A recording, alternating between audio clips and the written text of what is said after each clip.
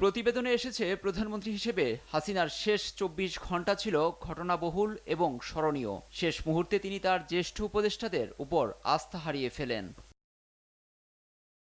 শেখ হাসিনা কেন, কিভাবে স্বৈরাচার ও বেপরোয়া হয়ে উঠেছিলেন, এ নিয়ে Japan external trade organization institute of developing ইকোনমিক্সের নির্বাহী সহসভাপতি মায়োমি মুরাইমার মতে, ১৯৯৬ সালে ক্ষমতা লাভের পর স্বৈরাচার রাজনীতিবিদ মনে হয়নি শেখ হাসিনাকে, কিন্তু পরবর্তীতে ২০০৯ সালে যখন আবারও ক্ষমতায় বসেন, তখনই বঙ্গবন্ধু কন্যার মধ্যে স্বৈরাচারী মনোভাব ফুটে ওঠে।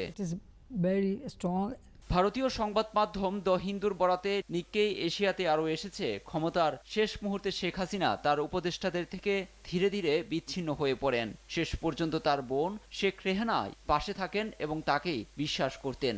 সবার সঙ্গে দূরত্বে সাবেক প্রধানমন্ত্রীকে এক ঘরে ঠেলে দেয় বলে তুলে ধরে জাপানের এই সংবাদ মাধ্যমটি।